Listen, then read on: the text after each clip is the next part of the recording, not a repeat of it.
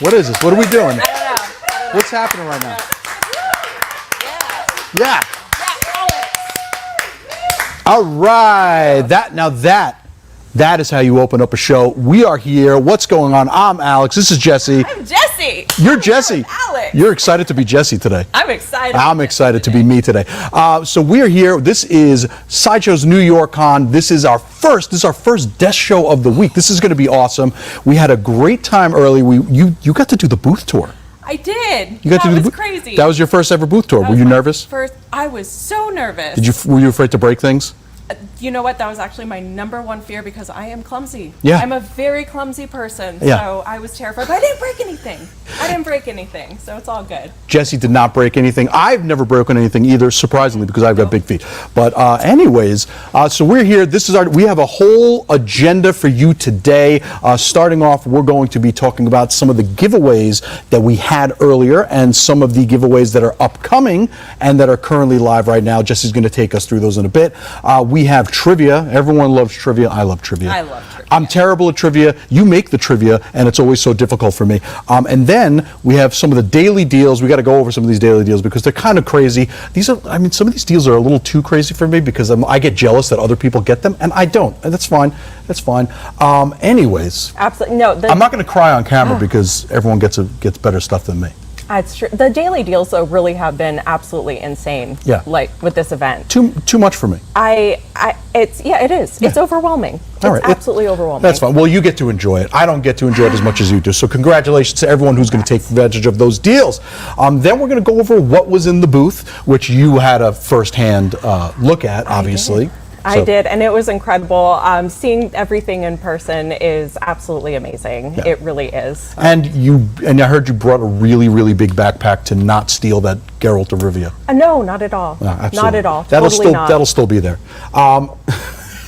And then, of course, we're going to be going over we have some interviews today. Especially, I'm really excited about the Force Perspective panel that we got later, which is going to be awesome because I get to talk to sculptors, which I'm super jealous of sculptors because sculptors are very talented and I have absolutely zero talent except for yapping and taking up people's personal time. Oh, but like people are like, oh, I got to go. And I'm like, no, let's keep going. You're going to keep talking to me. So expect that interview to be at least 6 hours long. Looking forward to it, Alex, really. And then we have the collector community, which is always fun because then we get to see what you do with your stuff. I mean, do you play with your 6 scales? Do you pose them? Do you take fun pictures outside? I like to take my stuff outside. Oh, I love taking them outside. I'm clumsy, though. I break a lot of my stuff. So don't be like me. Don't break your stuff. Or me, because Alex and I have that in common among so many things. We are very clumsy. Fist bump. Very Come on. clumsy. Clumsy crew in the house. I mean, jeez. And then I'm not bragging, but we might have an audience giveaway. I mean, it's just kind of a thing that we're doing. I'm not going to tell you what it is. Well, you excited? Audience thank you. Thank you for being excited for me. Oh wait, this is the audience giveaway. I thought people were just clapping for me. I was clapping for you, Alex. For the giveaway. What? It was for the giveaway. It was for the giveaway? Yeah. All right, so it was for the giveaway. Well, whatever.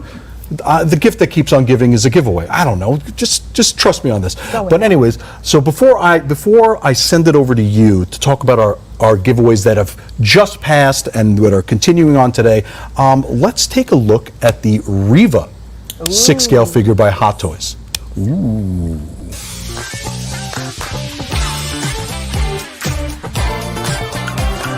Hey everyone, welcome in. We've got another convention first look for you all. It's the Riva 6-scale figure by Hot Toys, as seen in Star Wars Obi-Wan Kenobi. Now I know this is a highly anticipated piece, so let's take a closer look. Now here we have it, Riva, aka the third sister. Let's take a look at the incredible newly developed head sculpt. It's got that sculpted hair. It looks just like it's out of the screen. Now, once we move down to the Inquisitor armor, you can see that it's truly got multiple types of mixed media here. The shoulder pads there is made like a harder plastic, and the same thing is on her wrists. Now, when you get down a little bit lower, it's got some faux leather and, of course, that incredible cape that a lot of the Inquisitors carry with them in Obi-Wan Kenobi. Now there are different types of textures and patterns on the pant and some sculpted elements on the boot. It does look like a faux leather. Now she rests on top of that traditional black Star Wars base with the nameplate. And let's not forget that incredible dual-sided spinning saber, which will disconnect into two when you bring it into your collection. All right, everyone, we hope you enjoyed taking a closer look at the Riva 6-scale figure by Hot Toys. To see even more details on this incredible figure, just follow the link below. Thank you all so much for watching, and don't forget to let your geek side show.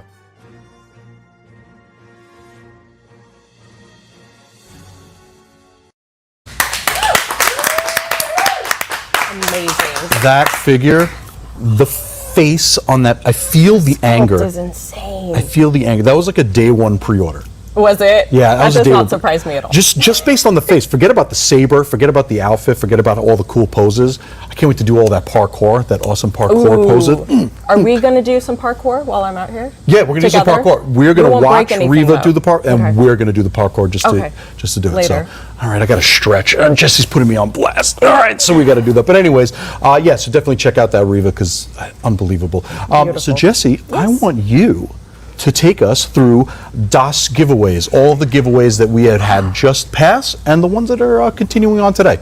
All right, sounds good, Alex. All right, so first up in our, I believe this was in the Let Your Geek Side Show group today, we had the Spider-Gwen 6-scale figure. This by Hot Toys, of course. Look at her. Look at how cute she is. And this was a really, really fun challenge, everyone. You had to record a 15-second long rock song. And I don't know if you saw any of the entries, but they were really, really amazing. You guys did an amazing job. They were so much fun. So yeah, that was our first giveaway we had. Up next, we had the General Grievous 1/10 scale. This was by Iron Studios. This was from members of the Let Your Statue Sideshow. And let's see, you had to tell us why he would make an excellent addition to your collection. Why wouldn't he? I mean, I know. mean, General Grievous. Come I know. on. I mean, he's coughing a lot. He's coughing a lot. But you know, as a statue, coughing a every lot. time I see him posed in that Iron Studios 1/10, I just imagine a 1/10 sized cough. Absolutely. He's got a lot of. He needs a lozenge. He needs a lozenge. He does need a lozenge. A 1/10 scale lozenge. He so. absolutely does. So make sure you're going to join the Let Your Geek Side Show group, side.show/geek group, because that's where all these giveaways are happening. You don't want to miss them. Do you want to miss them? I don't want to. I don't want to miss them. them. I can't even enter, but you know, you don't want to miss them. I absolutely do not want to miss them. Now, there was one giveaway that is near and dear to my heart that we have going on today. I happen to know the person who's running it because it's me. Oh, you happen to like that person a lot. Yes, little today bit I of a do. fan. So we have the 100,000 Mile Project figure by Dam's Toys. This is over in the Designer Toy Collection group. It is running from 9 till 9 p.m. today, so you still have a chance to enter it. It's a very fun contest, let me just say. Dam Toys is amazing. You know that I am a huge fan Jesse of loves Dam those. Toys, so go check him out. We also have the Rocket 6-scale figure by Hot Toys. Which one is this? Is this the Endgame one? Because- Yes, the Endgame. Oh my goodness Yeah, gracious. and this is over on Sideshow Twitter at Collect Sideshow. This runs until 6 p.m. And look at him. Look at his little face. I wish I had my picture because I'm going to submit it to like the collector community one of these days. yeah. I just have him like grabbing his head like, what is going on? What's he's like, happening? He's just always screaming about something in my mind, especially with that face. He's like, oh my God. So yeah, this is a fun Why? piece. So good luck to whoever's entering for that. He's such a fun piece. That's a great piece if you have one of the apps that have like the text bubbles, you Yeah. know? Yeah, So yeah, just 'cause yeah. he can say, I mean, so many things. Yeah, he's my favorite Fantastic obnoxious piece. raccoon. Oh yeah, raccoons. Well, Alex and I, we love the raccoons and the possums. And the So, possums. Me and Alex. Next up, we have the Legolos by Helms. Oh, at Helms Deep exclusive 6-scale figure by Asmus. This is over at Side. Oh, this is a giveaway challenge. I know.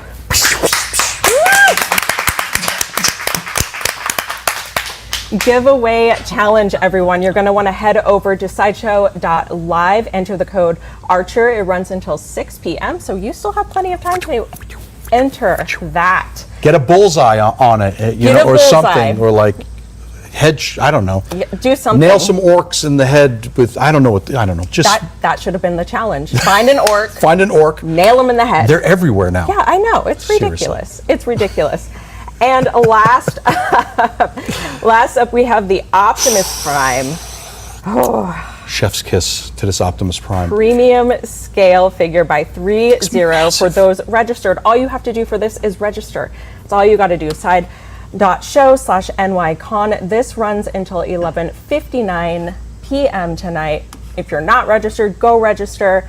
And if you already are, then good luck to you. Yeah. Because this is an amazing piece. And this also can bring us back to it.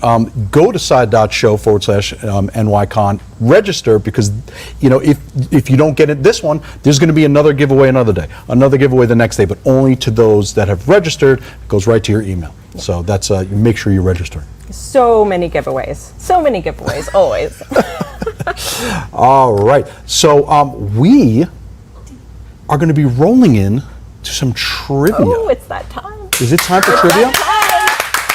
It's time for some trivia. Oh, look at this. So what you're going to do is you're going to go to sideshow.live, and it's going to ask you for a code. Use code DUPLO, D-U-P-L-O. This is a Lego-related, like the short like that. It's going to be Lego-related trivia, and you are going to enter using your Sideshow email address, the one that is registered with your Sideshow account. That's how we're going to, if we give away rewards and if we give away, lotteries, that's how we're going to get that into your account. Make sure you spell it right, because there's a lot of people who like to put .con. It's .com. And I will admit, I am one who typically misspells most things. Don't be nervous. We're rolling you in real nice and easy. So you don't have to type too fast. Get yourself in there at your email address, your proper email address, so we can get those rewards to you. We're just going to get a bunch of people in until Rob says it is time to go. Once Rob says it's time to go, he's just going to hit start. So yeah, and the first place in this trivia is going to get $25 in Sideshow rewards into your account. Second place is $15, and then third place is $10 in Sideshow rewards. And I did not bring my phone, so I can't beat anybody at this. So even though I have all the answers right here, I wouldn't anyway. Wow. Even with the answers, I would still get everything wrong. That's typically how I am with we really have so much in common. I've seen her make a trivia and still lose. Completely bomb it, and she's still lost at a trivia that she wrote. Yep. So how are we doing, Rob? We're ready to get this going? Yeah, Rob's saying yeah. Right. We're going to get this started. So give us that little countdown. I'll take the first question. Okay, you take the first one. Yeah, let me do this. All right, Alex. For once, you wrote it. I want to get something. All right, you've got 10 seconds. Everyone, get yourselves in there. Sideshow.live, and enter the code DUPLO with that email address. All right. Question number 1. In what European country did Lego begin manufacturing their unique plastic construction blocks in 1949? That's a lot of words. It is. France, Sweden, Germany, or Denmark. Which one is it? And you got to always refer to it as the Lego system. I remember they're like the Lego system. The Lego system. I'm thinking it's Denmark. What do you think? Is it Denmark? What do you think? I'm going Denmark. Super producer Alan is saying Denmark. Super producer Sam, are you saying Denmark? Sure. Sure. Super producer Sam also says Denmark. Let's see what. I just saw the GIF. Let's see what everyone was saying. What did most people answer? Most people said Denmark. All right, so we're doing pretty good. I'm doing pretty good. Well, what was the actual answer? It was Denmark. It was Denmark, the Lego system. I don't know what a Danish accent sounds like, so I apologize to the people of Denmark. The Lego company has been based in Billund, Denmark since 1932. The company initially manufactured wooden toys and switched to creating their iconic plastic bricks in 1949. Yeah. Now, I remember this from that show, The Toys That Made Us. That's why I'm like, the Lego system, the Lego system, the Lego, because they kept repeating it over and over again. It's burned into our brains. Burned into my memories. Right. All right, so I'm going to pass the second question over to you. All right, sounds good. Let's go for the second See if I can get it question. right. What was the first officially licensed movie theme Lego set? Was it A, Back to the Future, was it Star Wars, C, Indiana Jones, or D, Harry Potter? Harry Potter. Harry Potter. Was it Harry Potter? I don't know. I'm guessing, I'm going to go out of left field. I'm going to guess Back to the Future. Mm-hmm. What do you think? No, I'm getting a no from Alan. Anybody else? Getting a no Anyone from else? Alan. What do you think? I'm gonna go. You wrote the questions. I know, but I don't remember anything, Okay. Alex. I just don't remember. So I'm gonna go Star Wars. You're going to say Star Wars? Yep. All right. Jess says Star Wars. I say Back to the Future. I don't know what that means. Yeah, okay. Who cares? I'm going to get it wrong no matter what. So let's see what most people said. Autumn chose Harry Potter. Wow, a lot of people said Star Wars. It's like overwhelmingly Star Wars. Let's see, what is the correct answer? It was Star Wars. Right. Wow, you were right. Shocker. Shocker. I was wrong again. Whoa. All right. Question. Oh, Lego released their first officially licensed movie theme set in 1999 to coincide with the theatrical release of Star Wars Episode 1, The Phantom Menace. All right, so That part I didn't know. I had no idea that The it was. Phantom Menace is Legos because you don't see them. They're like a menace that you don't see, and then you step on them, and then it's over. You will enjoy the last GIF I have. Yeah. Does chat know what set it was? Does anyone in the chat know what set it was? Does anyone in the that's a chat good know question. exactly what set it was? Lace Drum 54 on YouTube says that they remember the Star Wars set from when they first started coming out. What was it? I just want to know. I'm looking at you. I'm putting all the pressure on you because you decided to bring it up. Someone's gonna know. Someone's I gotta guarantee know. someone's Someone gonna know. says pod racing. Is that right? I mean, is that? A lot of I didn't people- check, by the way. I just asked everyone in the audience, so you could literally say anything, and I'm like, they're right. Sam, was it pod racing? I think it was. It was like a 3-pack. 3-pack. All right, Sam that's is what a lot of confirming it. people are saying. Maybe. Yeah. Maybe. Okay. So a lot of people are saying pod racer. So let's go with pod racer. All right. Next question to me. Let's All hit right. it. Question 3. Ooh. In which category did the Lego Movie receive its sole Academy Award nomination? Was it Best Animated Feature, Best Original Screenplay, Best Editing, or Best Original Song? I'm guessing Best Original Song because that song is awesome. No pun intended. I don't care how many times I hear that song. I actually really like that song. Yeah. Oh yeah, for sure. Because I don't, 100%. I don't have kids, so I don't have kids asking me to play it 100 times. I listen to it on So my you own. can appreciate it. Yeah, You I can just put it on my actually appreciate Spotify without playlist getting and I listen annoyed. to it. So, all right. So, what do you think it is? I don't trust you though because you saw the questions beforehand. I'm gonna go with Best Original Song. You know what Best Original Song? I want one more opinion here before I take it. Alan, what do you think? Best original song. Well, Alan says Best Original Song. All right, Super Producer Alan that's a trifecta. If we're wrong, it's embarrassing. Let's see what most people said. Most people said Best okay. Animated Feature. I mean, it was a really It great was animated a great feature. It was a great animated feature. But But- what is the correct answer? Boom! Best animated. See, Alex, you're not always wrong. You were totally right. I mean, this You're is the totally first time killing my this. opinion has paid off for me. Well- Because my opinion is usually just rejected by all. Not by me though.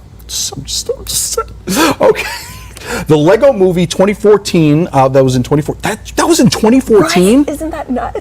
Yeah, I know. Let's not Age. talk about that. Age was nominated for Best Original Song at the 87th. Oh, I'm so old. Academy Awards. It lost to Glory from the film Selma. How is that possible? But still, it's still pretty amazing. It's a great song. Pretty amazing. It's a great song. I do love it. It's a pick me up. All right. Next. Oh, whoa. How are we doing so far? Oh, was that our last? That wasn't our last question, was it? we're gonna check the leaderboard. Oh, we're checking the leaderboard. checking All it. right. We're checking so let's it. check the All leaderboard. right, cool, All right. cool, So in first place we got Jordan. Jordan. Good job, Jordan. So Jordan, you better be careful because in second place Emily D is like She's literally coming after 5 you. points behind you. 5 points behind you, and Emily Javier is 5 points behind you, and then you just got all these people that are just 1 point behind you. So you better get these right. I'm actually The really pressure's on. glad we checked because I this love is a tight race. This is a really tight. I like watching it change at the last second, like Oh, the me third too. act twist. Yeah, absolutely. So I hope you've been brushing up on all of your Lego. You better bring all your Lego sets out. You better be speed watching the movie and every single Lego commercial from 1949 until now. Sounds like a nice day to me, personally. I'm all Well, for it. They've got about 30 seconds to do that because we're going to go over to the next question. Who takes the next question? You do? Yep, that would you- be me. all right, Jesse, take the next I do question. believe. All right, question number 4. Where did the world's first Lego retail store open in 1984? Was it Munich, Germany? Help me with the pronunciation. Munich. Munich, Germany.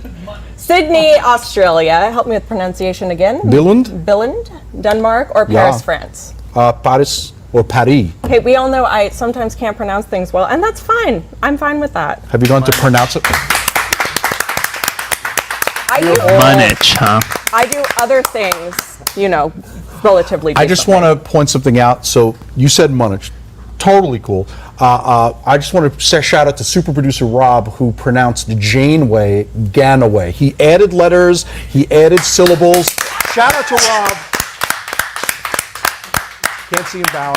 So mispronouncing something, you know, in German is really not that bad. Let's all laugh at Rob. All right. Thank you for that segue, Alex. That coming in to save the day for me there. Someone's jumping in to make fun of me. All right. So next, let's go to the. Oh, let's see what people said. Ooh, most people said Billund, Denmark. And is it Billund, Denmark? The correct answer is, let's hit it, Sydney, Australia. Out of nowhere, Sydney, Australia comes for the trophy. I wonder if that messed with the points. Oh, I yeah. wonder if that messed with the points. You know what? Can we really? look So at first, it? let's see. The first Lego store, the Lego Center, opened in Sydney, Australia, in 1984. The store did not last for very long.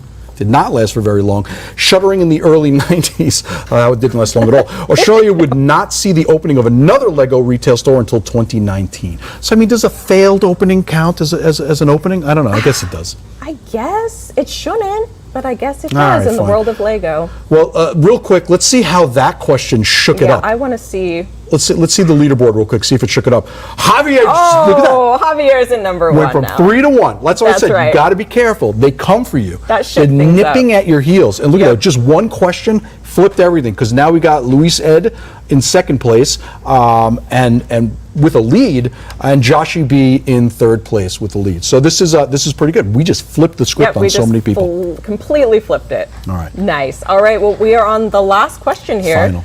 And I Finalmente. think that Is that me? That is all you. You're that's going to me. bring us home. Taking us home. All right. What do we got? All right. So what is the English translation of the Danish phrase Lego? Basis for the Lego company name. Is it play well? Is it build strong? Is it make it? or is it think and create? And I hope you don't step on a Lego. I don't like that GIF. It's very rude. So I'm going to say it's make it. I'm going to say it's play well. Play well? I don't know if I trust you, but I like make it. Like make it. It's like very dramatic. Yeah, it is. You know? It is. Let go. I don't know. like it. Let's see what most people said. Let's see who they agreed with, me or you.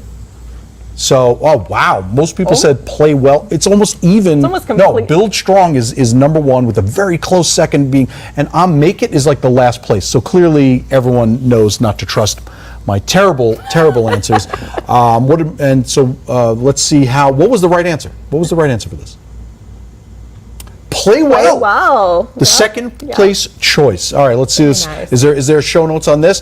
Lego is derived from the Danish phrase "læggot," which means. Am I pronouncing "læggot"? Don't ask me. I'm not the one to ask. "Læggot." Læggot. Yeah. Lego. Yeah, I don't know. I don't know if I'm pronouncing it right because I'm not Danish. Yeah, me neither. Sorry again to all the Danish people out there if I'm ruining the accent and everything. I apologize to you. I'm terrible at everything except talking. I'm pretty good. You are wonderful at I do- talking. I would say one of the best. One of the best. Thank you, because all I do is yap. All right, let's see. Let's wrap it up. Let's see what the scores and who finally took it home. Luis flipped the script on Javier, just flipped it, and then Michael P came up out of nowhere, knocking down Joshie B. All right. So Luis, you're going to send, Luis, Javier, and Michael, we're going to get those rewards out to you. That's $25 in Sideshow rewards for first place, $15 for Javier in second place, and third place, Michael P. I will get those to you because I have all the scores backstage. So you don't have That's to right. email. I'll get them out to you in 7 to 10 business years. I mean, I'm going to be Business back. years. I'm going to be behind this desk for the next 7 to 10 years. But no, we'll get those out to you over the next few days. All right, so we do have something fun coming up next, right? Oh We do, yeah. we do. All right, so we have an interview coming up. Am I right? So we have a video break that we're going to be going to, and then we get to talk to J. Scott Campbell. I'm so excited. We get to talk to J. Scott Campbell. So that's pretty wild. That's pretty wild. So we're going to get to do that shortly. What do we got? We got a video coming up. Oh, we have a J. Scott Campbell feature video. Let's do that. Nice, It's like a double dose. Hit it. Hey guys, I'm Rob DeMeo. I work here at Sideshow in the mold and cast department, and today we're going to be going over some of the things we did on Storm.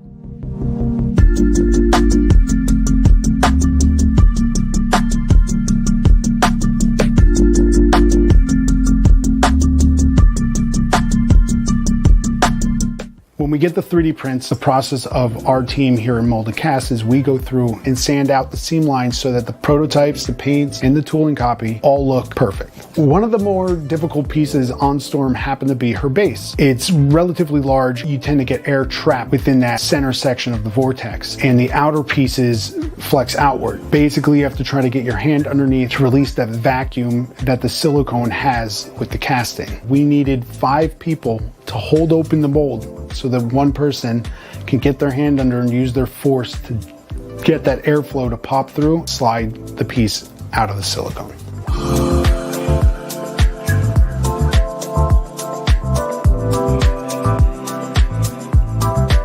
My name is Kat Sapene, and I am a senior painter here at Sideshow, and I paint the paint masters and prototypes. The Storm itself was an interesting thing to paint, because how do you give that sense of motion? You want to have the paint sort of help accentuate. One of the things that I really wanted to get across was a bit of a sense of distance between her and the base. One of the things that I did was to shade this leg back here with some cooler colors to sort of tie it into the storm cloud. The intention was to help give it a bit of a forced perspective.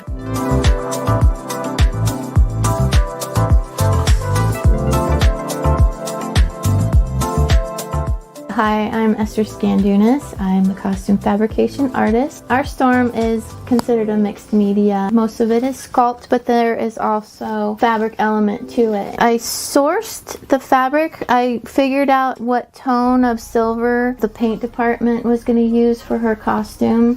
This cape was pretty special because it needed to have a lot of volume, or at least the image of volume. The ends of this cape actually had to be a lot longer so that when we draw the cape up to the wrist, then it creates the effect of wind kind of billowing out. So all of that stuff has to be considered when I create the pattern.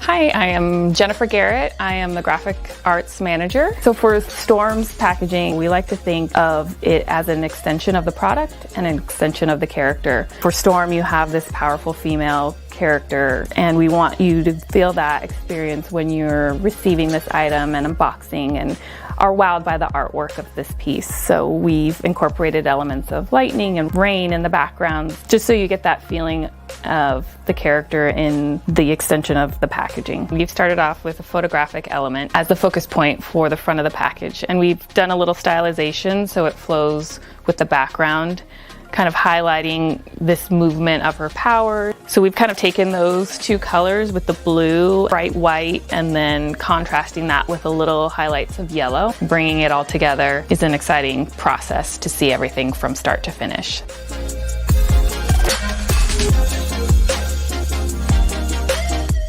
I'm Callum Cunningham. I've been with Sideshow for 12 years. I'm an international project manager that specializes in polystone manufacturing. Everything from the sculpt Will and Mark did to the paint that Kat added. I really feel like this thing conveys one heck of a story. I oversee the development of it, make sure it's engineered structurally sound, that we can manufacture this thing. And then secondly, to make it look as cool as possible. We wanted to actually take this story a little bit further, and so we started adding some of these elements down below to give it like a lightning storm in the base, just to really kind of bring that base to life. I mean, there's so much chaos and debris and just an awesome energy field happening beneath her that we thought adding a little bit of lightning would really just take it to the next level. And I think when you combine all those elements again, you kind of get the perfect storm.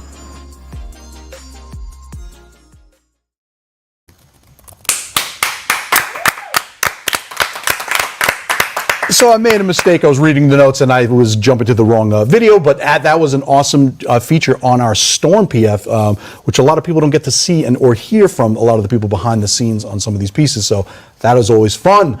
But up next, I mean, this is already spoiling what's happening next because you should put like a screen here so I can like do the big intro. Big but anyways, reveal. we're going to be talking to an amazing artist, an amazing comic cover artists and comic artists in general, creator-owned properties, and of course, designing statues with Sideshow, the J. Scott Campbell collection. We have J. Scott Campbell.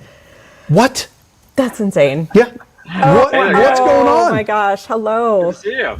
Oh, it's awesome to see you. And now I'm going to be bugging you especially because, listen, most people do not live under a rock and they know who you are, but just a really quick, just for any new people who are joining for the first time, I'm just playing around, people who are joining for the first time who may not have seen, Sideshow stuff and Sideshow's work, especially, J. Scott Campbell's work. I mean, this is just one piece that we can talk about, but there's so much stuff that we've worked on with you. I mean, just let's give people a little refresher. Let's give them like a crash course in J. Scott Campbell. We know you've done comics with some of the biggest companies, and you've done a lot of creator-owned pieces. Take us a little through the J. Scott Campbell cinematic universe. Of course. Yeah, I've been I've been a comic book artist professionally since I was 19, actually, which was in the we'll say early 90s. We'll keep it a little vague. But so I've been at this for a little bit. I've primarily I started off doing creator-owned work or partially creator-owned work, and then segued into doing more work with Marvel, later on DC.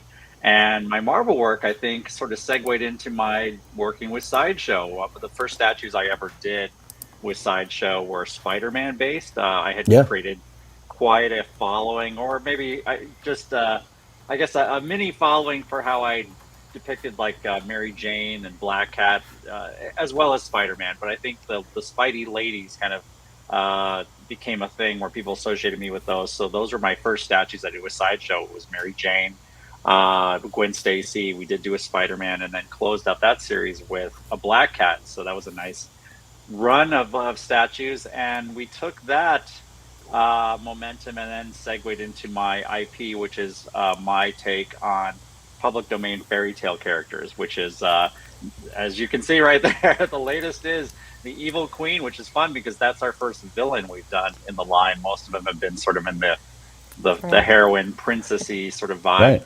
Right. So this is the first villain we're doing, which has been really fun to develop, just to kind of take it in a different direction. And I can't be any more pleased with how this turned out. I mean, this was quite a lot of work to get it to this phase. There's lots of elements going on there. You can see smoke, layering. Yeah, that's what I was going to ask you. I was going to say, one of the things I wanted to talk to you about is so obviously you've done the two-dimensional drawings, but what was it like? Right. So let's talk about using specifically this piece. What's that sort of journey of design? Because obviously you put in the designs, and they get 3D sculpted and painted and everything. So you have a lot of involvement in every step of the process. Oh my gosh. Yeah, for sure. You should see the back and forth we have. I mean, they've been very, Sideshow's always been great, especially with this line, with allowing my sort of heavy collaboration with them. I mean, we go back and forth quite a bit, and to get every little, I mean, nothing is left undiscussed. I mean, the way that smoke twirls, I mean, that's there's a whole drawing turnaround just for that. I mean, her goblet has a whole turnaround. I mean, I leave nothing to chance. I want to make sure that this vision is sort of consistent through the whole thing, and I appreciate Sideshow's patience with me, because I do tend to want what I want when it comes to this line, and this statue, like I said, there's translucent elements, there's smoke, there's the base itself has a lot going on, and then we haven't even started talking about the mirror, which is it's an entire an entirely own sculpt of its own kind of, and I think a lot of people go ahead. I feel like this is its own piece. It is. And it's part of this piece. It's these two, and I'm just doing this turnaround really quick just to show everyone all the translucent pieces, even on the outfit. So you just had a say in all these different aspects, and that helps translate it into this a perfect representation, because this is right off the page, and I mean it has the J. Scott Campbell style right from head to toe. Look at this, and that's so important too, because obviously Sideshow does such amazing work. There are so many just tremendous IPs and sculptors and statues that come out from the Sideshow brand. So having my style part of it, I think, gives it its way of standing out, because it's just crucial that comes through. Otherwise, because there's so many great statues, I don't want it to get lost in the wall in the mass of just so many great statues. Absolutely, it needs to have its own distinct voice, and I think having my style come through really is important. So, and something too with the mirror too. I don't think when it was on display in San Diego, which we did get a great response from. People didn't get to see that behind the mirror itself is a tremendous. I'm not allowed to touch it because we're not allowed to touch it. They won't let me touch it to turn around because it is incredible. When the collectors see it, it's really cool. And the reason I like that is because very early on with Sideshow, they really implored sort of the importance of having a statue work from all these different angles, not just the front. And I think that that's a design aesthetic I've definitely taken into just all the statues. Like, okay, this is great. This is the money shot, but how's it going to look from the side? How's it going to look from the 3/4? And it does affect how you design a statue and just think of it from that point of view. And the mirror was no exception. We when people finally see the just the sculpting aspect of the back, it's very engaging from multiple ways of looking. I know. If only I was like I said, if I allowed to, there's so much detail back here. It's beautiful. I know what they're talking about. Imagine I broke your statue on screen. I mean, we've got a lot of people getting we both want to turn this right now. I just want to tell you real quick that we have a lot of people shouting out amazing statue, a lot of compliments on the statue. Someone in here, I loved this comment, was like, I'm seeing J. Scott Campbell on screen. Oh my God, this is crazy. Yep. So you got a lot of fans shouting you out in the chats. Also, something else. I know fans were so excited to see the villain. Yeah. They were so overjoyed to finally see your work in villain form in the statue. So thank you so much, because you got so much love. You really did. Oh, that's awesome. That's awesome. Well, we hope there's going to be more. There's talk. Good. We want more. More villains. More villains. More villains. And even to the previous statue to this one, Red Riding Hood, even though she's more of a good character, it had a creepy villain aspect to it, with the tree being really creepy and stuff like that. So I kind of feel we segued into the villain reveal very well with the previous statue. You did, and that statue is absolutely gorgeous. One of my favorites. So, yeah, of course. Yeah. Right, so before we let you go, I just want to show, this is what you were talking about here. So if we zoom in on this, look at this. You can display this statue. Look at this on the side, looking at the mirror. You can just, like some people would just pose or forward, but look at you, like you said, it's getting it from every angle, and having your input in it is so valuable in that we can see it. And now we can see that. I mean, I have to say this. I mean, this is a J. Scott Campbell profile. Look at that face. That's important. That's important. And you're right. You get a different treat from each angle, because again, you'll see something you didn't see from the other angle. Like again with the profile, I think that is a very strong, very distinctively styled profile. You're right, and the ability to turn it is the joy of having these in statue form. Yeah, and you could actually just display it. Now she's looking at the mirror. Now she's talking to the mirror. Yeah. And the mirror, I wonder what the mirror's saying back. And then you get everything, of course, on the bottom of the base with the skull and the smoke and everything. I was so happy with the way they came out. It almost gives the illusion of glowing, even though it's all just done in paint. It does. I mean, it really does. Paint department, Sideshow's paint department is the best in the biz. I mean, they just do such amazing work. It's always blowing me away. It's my favorite stage of designing, is seeing how it comes back with paint. And boy, that just really delivered. Oh, and you know what? We got a fan question. Someone in the chats asked, how do you decide what characters to do? That's a good question, yeah. It's an excellent question. It's a very collaborative process. Sideshow will often make suggestions. I'll make suggestions. We kind of go back and forth. Sometimes they even change in rotation. Like this one was actually mentioned in the early phases back when we were doing Cinderella, but as the collectors of the line might know, Cinderella came out a couple of statues ago. So sometimes there's a reshuffling. There'll be some in the mix, and they'll just kind of usually at every time I've got 2 or 3 in the works at the same time, and then we just kind of shuffle them along. In fact, currently there's about 3 that people haven't seen that are in various stages of completion. So that's it's very possible that they might change order. Right. A new one might sneak in. But I like that, because we do talk and discuss what is the best approach and usually we're very much on the same page, which is great. Yeah, and that's a funny thing too, because I did see another comment in here, like asking, like, oh, are you going to do this character? Are you going to do this character? One was like Belle. Are you going to do Belle? When is that happening? That's a very popular one that comes up. And what's amazing is you have like a whole, there's like a whole treasure trove, and it doesn't matter which order they come out in, there'll always be another one that can like sort of like fill up that back end. That's the great thing. I mean, we have so many. Like I said, I did this calendar for four. I did 4 calendars worth of images, and more images are on the way that are even being developed just for this line and stuff like that. New characters and stuff like that. So, yeah, we haven't even begun to run out of options. So that's the great thing about it. I saw an Ursula comment in there. That would really be awesome something. That would really be something. I mean, when it gets into like what's it called? It's interesting when you get into the world of public domain, because you start to learn a lot of what you can and can't do. Like for instance, like that. If we did it, we'd probably have to call it like the Sea Witch. But there's a lot of leeway there, and as long as you kind of like just kind of educate yourself as a creator about that stuff, the options are limitless. And it's really exciting to be able to create these characters that people know, but then give you your own creative twist. And my brain just like really just keeps shooting to the Cinderella piece with the dress coming out of coming together. You guys have no idea how technically challenging that one was to pull off. Oh, I bet. It really came together in the end. It was tricky. We were going like, how do you make the dress suspend like that and look like it's appearing? It was a lot of discussion, but boy, that's why I love this process, because I love solving challenges and problems like that, because it's when it all comes together. You want it to look effortless to the collector, but from our point of view, there's always just lots of little problems to solve. Every one of them has their own unique challenges. Oh, I bet. Yeah, and like that's what I was going to ask you about, like with physics, because like that's a thing that when you're taking into consideration the statues, like you have the design, like we can just like I can dream about any design, but is it going to work physically? So then like pulling that off. Same thing with this mirror that I'm not allowed to touch because again clumsy. But it's the physics behind it is intense because it's such a top heavy piece, but this beautiful way that delicate. It's so delicate and intricate at the bottom. But then you design the bottom to just like sort of spread out and has that 3-point touch that can keep it standing, even in the proximity of me.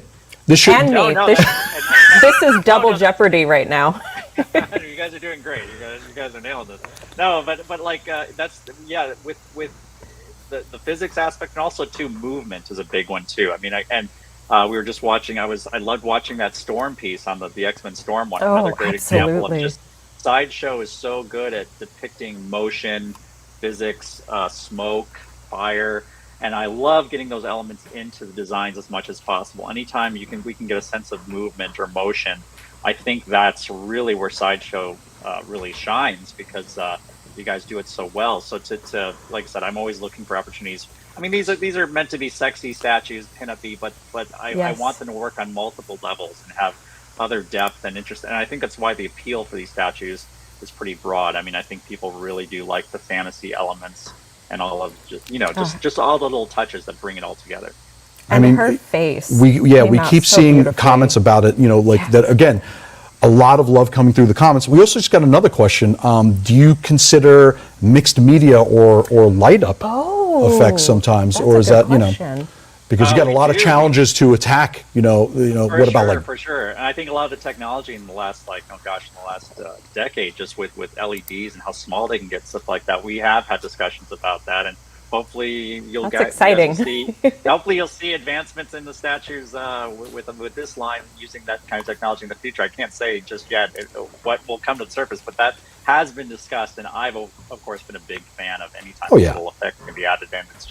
It just elevates it just to that next level, especially when you're talking about something like fantasy where magic and again, smoke, fire, these sorts of elements really, if you can punch them up even further, it's always great. And speaking of her face too, I particularly like the eyes too, because we really tried to create an illusion where the eyes almost look like they're illuminating with that green magic you see at the base. It's almost like you can see it almost like a fire burning in her eyes. And again, the paint department just always does such a stellar job bringing that together, and the makeup and everything. They really do. They do. It's an amazing thing that you've seen a lot where they've actually used paint and used different paint strategies to appear like something's lit up, and that's actually quite amazing. And like you said, it does appear in the smoke and in the eyes. where it does appear. And then, so many people are asking about more prints, more covers, more. I know. I gotta get on it. Yeah, we're actually getting some questions about.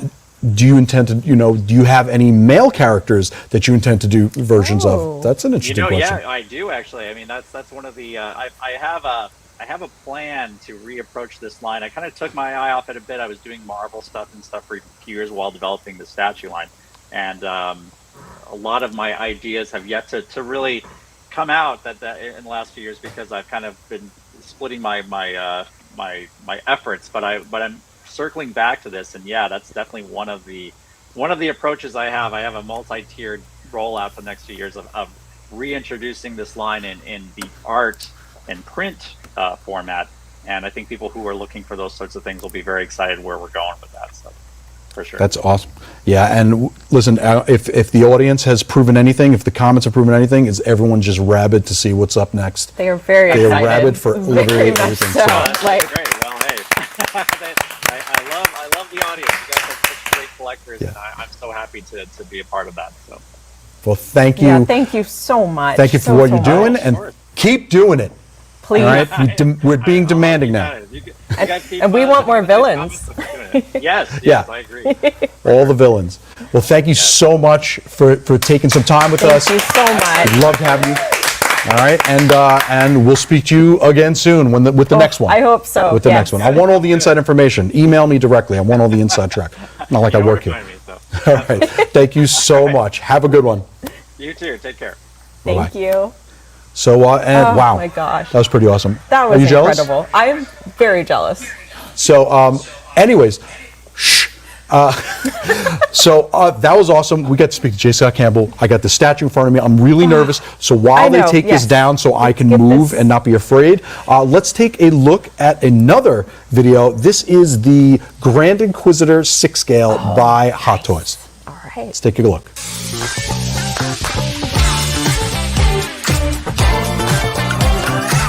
Hey everyone, welcome back in. We've got another convention first look for you all. Today, we've got the Grand Inquisitor 6 scale figure by Hot Toys as seen in Star Wars Obi-Wan Kenobi. Now this piece is beautiful, so let's take a closer look. Now, Hot Toys has developed another new head sculpt, this one of the Grand Inquisitor, as seen in the live-action version of this character in Star Wars Obi-Wan Kenobi. Now, there is so much texture on this piece, the deep sunken red eyes, as well as those face markings and the tech that he has on his ears. Just like we've seen in the show, he's got this harder material around his armor as well that goes on his wrist gauntlets, sculpted hands. It will come with multiple hands, and that same texture that you see on those shoulders. It's a harder type of material you will see on the side of his leg there as well. He's got multiple types of armor. Now he does have a really fun element on his belt. It's a reflective material to give the impression that it does light up. Speaking of light up, not only will that saber light up, but the chest will light up. It will come with a breakaway saber, so you can have different pose options. And it will have that motion effect to give that rotation effect that we see in Obi-Wan. Now again, this is a mixed media piece. It does have a tailored pant. That gray and black is basically the color palette of this figure. Now for the star of the show is that beautiful cape. It does have a red dotted texture on the inside of the cape, and on the back side of the cape, not only does it have a hood that can be thrown over his head, but it does have that black fabric on the back as well. And it does come with that traditional Star Wars base with the nameplate. This piece needs to be added into your collection. Well everyone, we hope you enjoyed a closer look at the Grand Inquisitor 6 scale figure by Hot Toys. Now for the inquisitive amongst you, just follow the link below to see even more product details. Thank you all so much for watching, and don't forget to let your geek side show.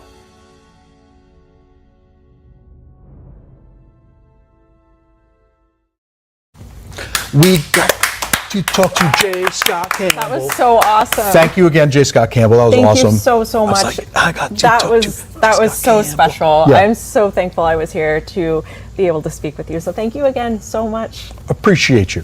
That was awesome. And also, by the way, we're going to have another interview like 10 or so minutes, where I get to talk about these Marvel pieces behind me.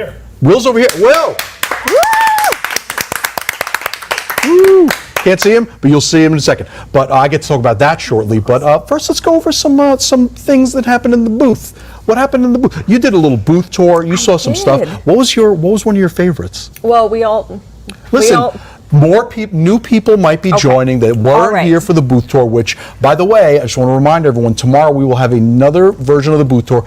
It's going to have the same products, but you'll be able to get it. You'll be able to tell us what to look at, what you want to look at up close. I'll be at the desk relaying messages to people over there. It's going to be Wendy and Guy are going to be there for your requests to see anything up close, in depth for you. So that's for tomorrow. That's for tomorrow. So I know what you're going to want to look at. What do you want to look at? Tell everybody. I'm going to want to go back to that Geralt, if he's still there. If he's still there. He might be. If he hasn't been stolen by you. Anyway, but yes, Prime 1. Yeah. Thievery. I think I'm being cheered on to steal Geralt. Yeah, they want you to steal that. I mean, I'm looking back here. I'm like freaking out. You heard it here. They want me to steal They want it stolen. So whatever happens, happens. But no, by far my favorite piece. Like I said in the booth tour, if you didn't hear me boasting about it, a Grail piece. Absolutely for me. And he's huge. Yeah. I mean, you hear about Prime 1 having these huge, glorious statues, but to see them in person is mind-blowing. To see a photo of it, but then to stand next to one, to stand next to any of these statues, pretty intense. And then, of course, mine right now, it's a new one that I haven't seen, is the Aeon Flux. Oh, the Aeon Flux. Because I'm whoa, look at this Harley Quinn. I really want this Harley Quinn. Then I'm oh, I want this Aeon Flux. And then, I don't know, I just really need a big place. I need to actually buy a place that looks like this with my, $1 million that I have, so I could just display. Oh no. Oh God. Hi. What was your favorite thing at the booth? Oh, Zatanna. Oh, Zatanna. Yeah. Well, that's the thing. I ordered Zatanna already, and so I'm looking for the next thing. Yeah. He needs more. So Zatanna is pretty amazing. What do you want? What do you want? Let's give away some rewards. Some rewards. Oh. Yeah. I was thinking, thank you. Thanks. I was thinking, let's do, a select lottery. So I'm going to do 100 people are going to get $10 in rewards. 100 people, $10 in rewards. Yes. Do I have to do anything? Not yet. Okay. I'm going to actually go do it. So this time they have to have registered for that trivia that we did earlier. Sooner than earlier. If they didn't do it, they can still register now. They don't have to worry about the trivia part. They just have to get in there. So go to sideshow.live and enter the code DUPLO, DUPLO. And that should get you in when they're doing the lottery, and then Autumn's going to run it at some point. Nice. That was Autumn. For anyone who doesn't know, this is my boss, Autumn. Yeah, that's Autumn. She's the blue-haired, It's me. demon child. It's me. It's Autumn. It's me. I like how I'm calling her demon child. It's Autumn. That's Autumn. That's my boss, who I have to do things that she says. So yeah, $10 in rewards to 100 people. Are you ready to roll it, or are you just going to wait? I already rolled it. Oh, wow. Okay. Autumn already rolled it. Do you want to do one? Oh, I can do one? You can do one, and then you can also do one, Jesse, to celebrate your first time. I gotta do it. All right, so Autumn's like, she's being like a real elitist, only giving it to 100 people. So I'm going to give 1,000 people $3. Wow. I'm a person of the people. That is the people's lotto. That's what we're going to call it, right? The people's lotto. Let me know when you've run that. Love let it. me know when you've run. Fine, 1,000 people, $3? Yeah, 1,000 people, $3. Fine. All right, so let me know when you've run it. It's run. It's run. Okay, now it's on Hero me. of the people, Alex. All right. I mean, that was a little more than I had really budgeted for, but I guess That was more than you budgeted I don't care about for? your budgets. You're my boss, not mine. Okay, but At wait, least I so know that Jessie will respect my budget. She'll definitely respect my budget. so Alex outdid Autumn. Yeah. So now does stop. Jessie need to outdo Alex? Knowing that whatever she says I have to do because you said it. 50 people $1,000? Alan, get out of here. Don't make me say something I'm going to get in trouble for now. All right. I'm going to do 1,000 people $5. Can I do that? All right. I mean, you did it. I guess nobody needs me here I did because it. it's just like, oh, 1,000 Alex. people get $5. Alex did something. Now Jessie did something more. And All if right. you never see me again, you know why. It's because I'm leaving with the Geralt statue. I was going to say, she's like burning bridges behind her. I'm just going to give her $5,000 and I'm going to steal a statue. That's cool. I'm Jessie. I do what I want. All right. Well, that's that. Is that run? Can I? I'm doing it right now. Hold on. I'm Autumn's so doing sorry. it right now. Hold on. I'm not sorry. Not sorry. All right. So Not sorry. this is for not being sorry. This is for not being sorry. Ugh. Anyways, do you have anything else you're going to walk on screen and interrupt me? Now you spent all my money. All right. All right. So, anyways, what do we got up next? I'm going to be doing. I'm going to have a conversation with. By the way, Will's off camera. You can't see him. I'm going to have a couple of people remotely we get to talk to, and we'll introduce them later to talk about our forced perspective pieces. But first, Rob, let's hit that video. Let's hit it. When a lot of people think of Sideshow, they think of 3D statue product, because that's definitely the foundation of what we are. But we're more importantly an art company, not just celebrating only the 3D, but also the 2D that helps us create the 3D. And I think the print program is a great example of that.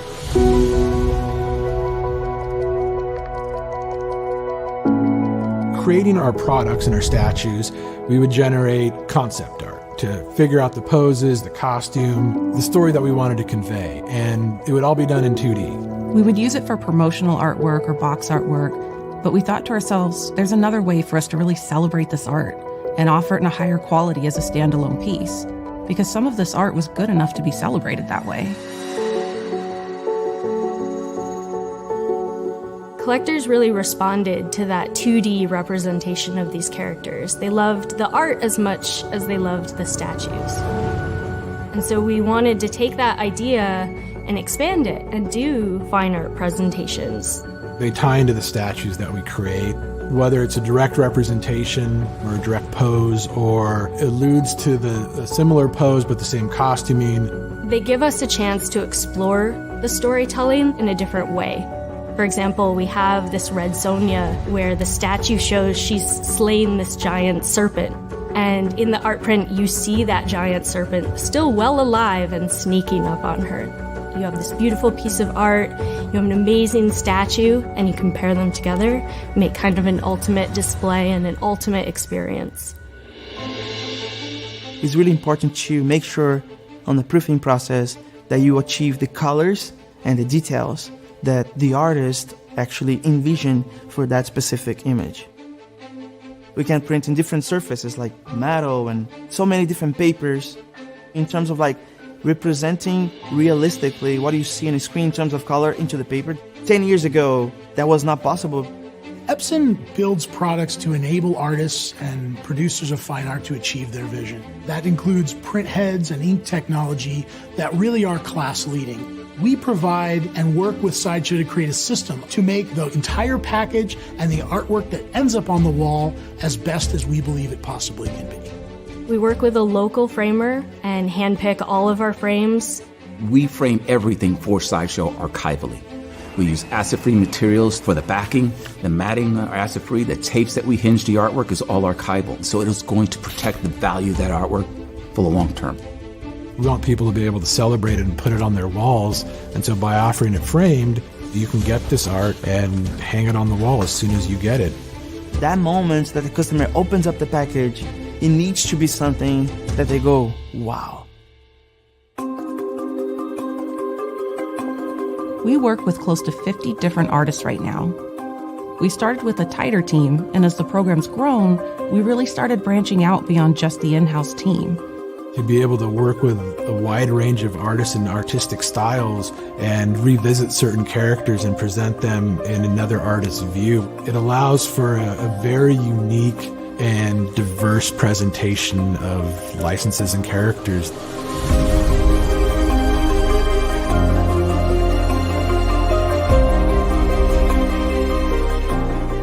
I've been doing this for years, and every year I am completely blown away by what I see. It's exciting to see the reaction to what we've done so far, and we're really excited to see just what's next.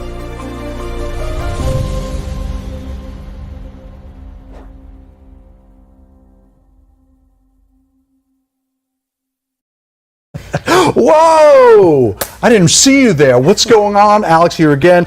Will Harbottle in person. What's going on? Oh, let's shake hands on camera. Yeah. So they know we know each other. Look at this. Yeah. Let's embarrass you. Let's get you nice and red. Let's get you nice and red. It will happen. It will happen. And who do we have? Who do we have in the backstage? Who do we got in the backstage? We got Martine Canal and who's coming from Toronto? Is that Ian McDonald? Are we in yet? Are they there? Do we hear them? There's There's Martine and there's Ian. So what's going on? This is going to be like a fun panel. I'm going to get to go around, and then I might back off and let you all talk to each other since you all like each other. I don't know. Sorry, I've got to look at the camera. So we're going to be talking about two statues. We have the Psylocke statue here. That is this prototype is absolutely beautiful. So we're going to talk about those sculpting. And Ian, I hope you're ready to talk about design. And then of course we have this Ronin Wolverine, this beast, this monster, this really scary creature. But so we're going to go back and forth because I want to talk about sculpting, I want to talk about designing and everything. So let's start here. While I got you, Will, let's talk about this. So design choices, and this also goes for you, Ian, because you had to take into consideration not only the pose, but the physics of this. So can you talk about some of the sculpting, like the physics ideas that you had to come up with to make this happen? Well, it's based on a design by Ian. Ian. Well, we'll get to Ian later. In Canada. And he brought a great design. So that was the challenge to start with. It was, a 2D, it just looked like a cover of a comic. So I think, basically that's what we were going for, is comic book moment, big scene, cover of the comic. I know this is my first time seeing it all together with the light inside and stuff. That's cool. First time. Yeah. Well, we're back in the studio this is my first week back in person. So I got to witness it. I hadn't seen Martine's Ronin before, so this is my first time to check that out. Woo. Yeah. No, this thing makes me. Martine, I'm actually nervous about Ronin standing behind me. I feel like he's gonna hurt me. I think it's so detailed. It's like his eyeballs have texture on them. I know. That is insane. Yeah. It's kind of wait, hold on. Done. Look at those eyeballs. Look at those pearly. I was gonna say pearly whites. They're not pearly. They're not white. But yeah. So let's go back to Psylocke again real quick. I want to turn this around so you could see some of this forced perspective. Yeah, we definitely wanted to embrace a new way of looking at Psylocke. And we wanted to have the story represented in the base. More story than you can normally get in a statue, because you're kind of stuck with a little base. And so the forced perspective was something that just really made sense for this piece. I love this too. Again with the little details. Especially because everything up here in the front. It's all normal perspective. This grass is the right size for her size of body, and this little lantern is also the right size for her body. But then it just immediately forces. We're going to keep saying, we're going to constantly say forced perspective. I don't want to sound repetitive, but it immediately forces it. But also one thing I wanted to ask you about is, and this goes for you too, Ian, when you were designing this. This pose. This is a lot of the center of gravity is lower because she's not standing. Yeah. So how did you solve for that? Was it easy to solve for the physics of it being so different? It actually is easier when she's crouched because her center of gravity is more contained. But Ian was really wanted to push the ninja side of her. Right. So she's crouched down and looking stealthy. And this is, by the way, I just want to point at this. And you watched this get painted. Yeah, right. Yeah, my wife Kat. My wife Kat painted it. So during quarantine, shout out to Kat. During quarantine, she had it, in the studio next to mine, painting it, and it was great to watch it come together. I just want to turn this around to the back real quick. So this is what you may not know. Even though it's a forced perspective, and it's sort of it's flat, right? Yeah. It's flat. Well, but you just continued to sculpt. That's the challenge. Was we wanted it to look good all around, and of course the forced perspective has some different ways to see it. There's the comic book view from the front, but we also wanted it to be satisfying all around, and then of course to have a backside as well and everything. Everything, even the flow of this sash. And I got to try not to spin this too fast. Can you imagine I spin this so fast? She goes flying. So real quick, Ian. Yeah. Let's get your info on this. Your little input. So where did you come up with this whole perspective, this whole idea to get this exact design? Well, like Will was saying, you can do so many statues where it's just a really simple base, and it's harder to kind of tell more of the story. And we wanted to do something that was kind of that would look like a comic book cover. So I actually designed it first to just be a cover, and then kind of left it up to Will to figure out how to make it work in 3D. But that was kind of as long as it looks really cool in 2D, it can look cool in 3D, basically. So. Agreed. I mean, this is literally this is an art print that is 3-dimensional. You know what I mean? And to continue, while I got you, Ian, I'm going to bring you and Martine over now, because I'm trying to move the camera with my hands with the force.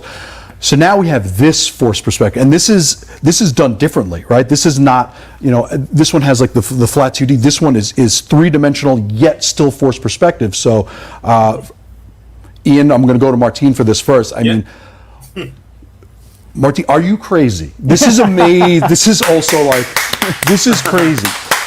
So I just want to know, how much of this was extra stuff that you put in, or is this just a lot of the back and forth with you and Ian? Because there's so much going on with the sculpt. Absolutely so much. Come from a big brainstorm in collaboration with Matt Black, Richard, Daniel Bell, Ian, and everything was like a exploration from Tom Gilliam. Forced idea in relation with trying to show him in a pure rage and with all those elements. So we proposed different things, and bring with something that was really interesting, like shocking composition, and from there we start working on this one. So. I mean, because there's so much going. So this force perspective, like I said, was so different from the other one, but there is still so much happening here, because you have the smaller little house over here, and then all of these hand ninja coming out of the smoke. I mean, it's quite terrible, and there's so much detail. Did you hide anything in here? Are there any Easter eggs? Can you spoil that? I don't know. Or are you gonna? No Easter eggs. It's a lot of details there to enjoy a good time. Yeah, this is boring watching the piece. Yeah, because this is another one you can probably choose to display this from so many different angles, because there's so many different. I mean, every side of this tells a story. And I just for the first time noticed the top knot. By the way, I just noticed the top knot. This is wild. And then this also had this has cut and sew elements. I mean, Ian, can you talk about what got left to the cut and sew, why the choices were made to make some cut and sew, some of it sculpted? That would be actually more of a question for Martine. I think there you go. He knows more of that. But I will say, like a lot of the sort of costuming elements were sort of implied in the 2D, and Martine went ahead and like really like did insane amounts of research on like different kinds of textiles, Japanese kind of like samurai armor, everything. Like if you really go in and look at the detail, like it's pretty incredible what he did. So. Yeah, because this whole piece right here is sculpted, which, by the way, it actually throws me off when you go in and look at that it is sculpted, because this does look fabric, even when I'm this close. And then, of course, you wrap around this. I'm not going to really touch anything. Don't worry, because remember, we all say I'm clumsy. But even the can we bring it around? Oh, I'm afraid to spin this too fast. All right. The pants here, all of this is fabric. Yes. And this was it was an interesting choice. So you got to choose what you thought would be best for what was sculpted, Martine, and what was fabric? Yes, the idea was trying to use the Japanese culture in relation with the fabric and the patterns and the variety of textures they use. So I think this was a good opportunity to play with that. So using a real 3D sculpt fabric combined with a fabric done by the masters. By the masters over there, right? Yeah, obviously.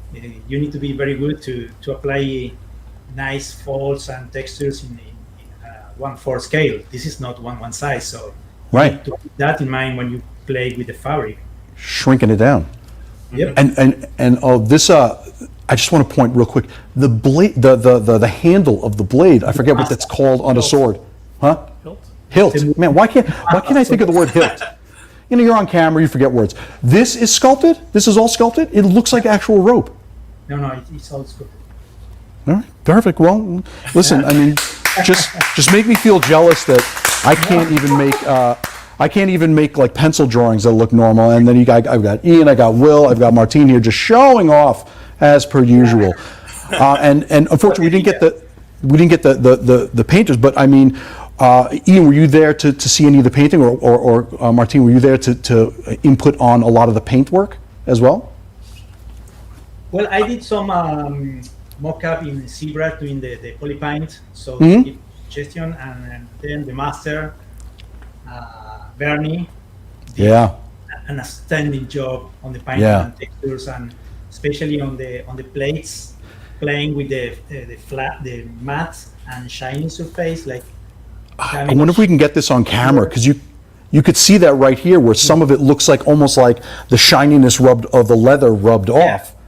Based on, and there's a little bit of matte, a little bit of shininess, and then of course, I can't even believe the inside of the mouth is sculpted. I mean, the inside of the mouth is that drives me crazy, because it's like you couldn't leave any detail unturned. But you know, stone left unturned. There you go. There are phrases, there are words and sayings that I remember, because you know that's what we do. So. So, all right, let me just really quickly, I want to go back over to Will and Psylocke. So, this light up feature, so this is the first time you're seeing it. Yeah. So, and this is between you and Ian and everybody. Like, who decided to make this thing so much fun to just light up? I found out this morning. You found out this morning? So, yeah, I had no idea. Ian, did you know? I mean, I knew it was something we wanted to do, but I found out today too that it was actually done. So it's really, it's awesome. So, by the way, for everyone who this is a first look for out there in the audience, this is also a first look for the creators, because you know what? Sometimes you come up with an idea and you don't know if it's going to come out in the end. And here we go. Yeah, exactly. We have all kinds of ideas, and then you know, we're never quite sure what we can pull off. You know, and we want to make sure that everything is engineering, you know, sound and stable and strong, and so sometimes, you know, it's not until it's in the hands of the people who produce it, right, that we know it's possible. Right, you have your dream wish list. Exactly. You have your dream wish list. You just don't know what you're going to get in the end, and that's pretty amazing. You know what though? 99% of the time, the whole dream wish list comes true. Right. That's what's so crazy. Yeah. I mean, it really is. That's what I'm talking about. Yeah. You know, it's because you have a wish list. You want, okay, I want this to light up. Yep. You know, I want this Wolverine statue to be made a certain way. I want this Psylocke statue to be made a certain way. And by the way, and like I can't get over, but I keep getting distracted by the shuriken here. I'm like just constantly distracted, and I want to touch them, but I know that I'll probably break something. They look sharp as heck. They look sharp as hell. Even the paintwork on even this, and like all the marks of the blades and the greens. This is killing me. I wish Kat was here so we could talk to Kat. Well, you know, let's get on the phone real quick. We're going to pause this interview before we get it back out here. But I mean, all right. Now it's critique time. No, I'm just kidding. She's not here, so we can talk. We can talk about it. But anyways, but this is just such a wonderful piece. I can't even. Everyone out there is obviously commenting. We've had a lot of love comment for both of this one and the Wolverine. Can we turn on those lights again so we get the spooky underlook of Wolverine's face? Underlook? Is that a word? Underlit. I'm making words up left and right. I was following it. Because you could see things with different perspectives of light. And Martine, I mean, this ribcage muscle situation here, oh my goodness. Talk to me about anatomy. What are those words that I'm looking for? Ribcage muscle situation? All that. That's right, yeah. Is that what you call, is that the professional technical name? Because it looks so much scarier now with this underlay. How do you make someone this short look so big? Well, I don't know. It's many years doing a character, getting better and better with the time. So yes, Martine's a master, man. Listen, we have master sculptors in this conversation, and I'm also very nervous talking to a couple of master sculptors here. So, Martine, I'm going to go to you, and then Ian, and then Will. Okay, Martine, favorite feature on this statue that you executed? I like on the very much spot. the face, the expression on the face, the rage. Yeah. This is, by the way, this is the ragiest rage face. This is, and it's funny because when you think of Wolverine, you think of his claws, right? And I haven't even brought up his claws once because the body and even the hand holding the sword, but even the claws. Look at did we even look at these yet? Because we didn't even talk about it because there's so much going on. But the face of Rage is absolutely terrifying. Like I said, I was uncomfortable with him standing behind me because I was like, I don't know what I did wrong. Ian, now it's your turn. Your turn. I love the attention to detail on the armor and the clothing and everything. Like I'm a Japan history nerd, and I love Japanese things, and this is just like, it's just insane the level of detail there. It's so cool to see it up close.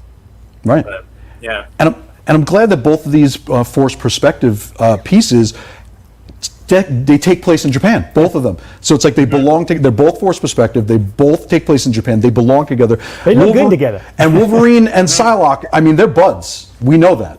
We know that. So, and then, all right, so now moving over to Psylocke. Now, all right, we know you love the light up feature. We already got that you're excited about the light up feature.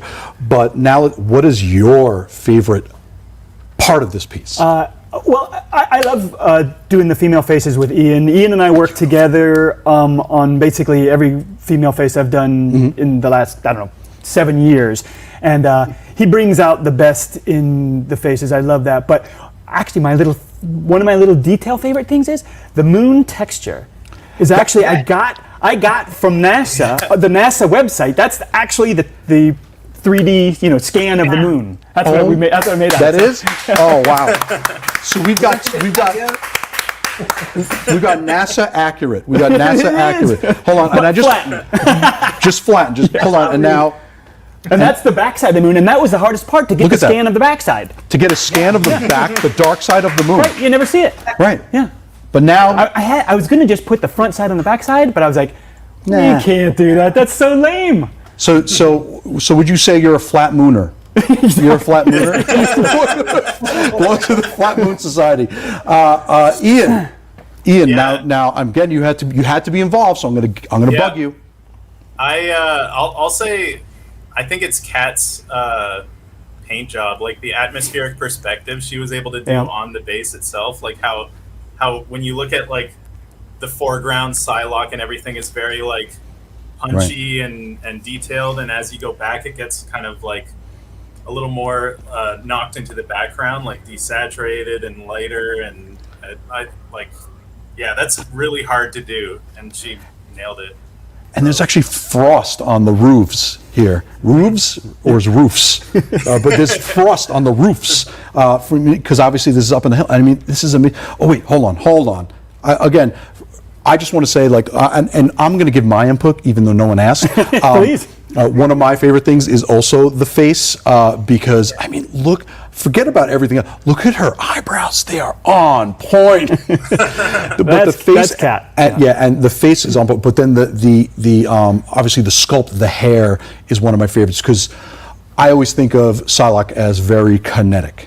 You know, one thing that's really hard to appreciate in pictures or video, even, and it's even hard to appreciate in real life until you go all around it, is the light coming from one direction. It looks like it's just lit by the lights in the room, but it's not. That's actually painted on. Yeah, the lighting is painted in, which is just crazy. You could tell on the shoulder where like it's painted a lighter color than and the she's forward darker part. underneath. Right. Yeah. So it's forced lighting in addition to forced perspective. So you got forced lighting, forced perspective, and real lighting. And real perspective. Well, that's true. And I just want to go, by the way, again, since no one asked, before I wrap this up, because Martine, I got to talk about this. When Ian was talking about the detail, every little thing is sculpted. I'm looking at something. If I could have a magnifying glass, and I could still find more things that you sculpted. So listen, thank you all very much. These pieces are amazing. You're all amazing. I'm not just listen, I'm not just being sycophantic here. I am in the presence of like some serious greatness because these sculpts are out of control and these designs are out of control. And that's one. And then here's another one for Martine and another one for Ian. Just pass that on. Send that into the mail if you can. There you go. There you go. International. Thank you all for joining us. Thanks everyone who's been watching this. I mean, order these because these are spectacular. I love these pieces. Oh, thank you, man. All right, thank you very much. I don't know what we got up next. We got something happening next, and I'll figure it out when I get back up to the desk. But thank you all again for joining us. Cheers. See you in a bit. Thank you.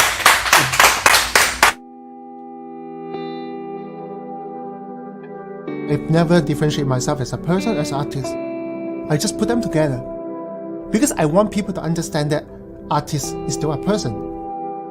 We face a similar struggle in life. To be able to show them that we walk the same path, that to me is very important.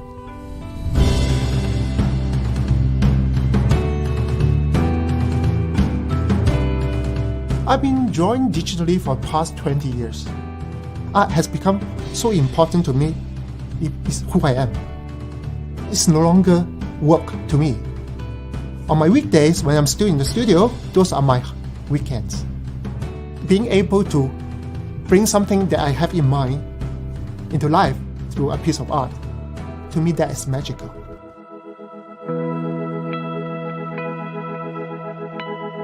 I always believe that art is a community. It's not a competition. I feel that every year I learn something new. When I teach my students through the journey of how they struggle and improve, somehow help me to improve as well.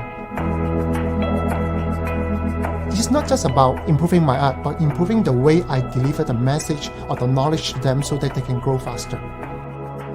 I think it's become a very important part of my life to be able to impart something, my technique or my mindset, my mentality in art. I feel that being able to impart my knowledge to the next generation, to see them grow, is very rewarding.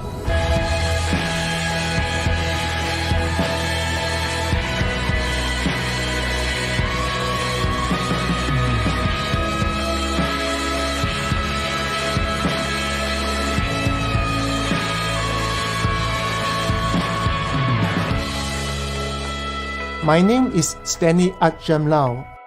I'm a digital artist, a digital illustrator, and I always believe that art is a lifestyle and living in it.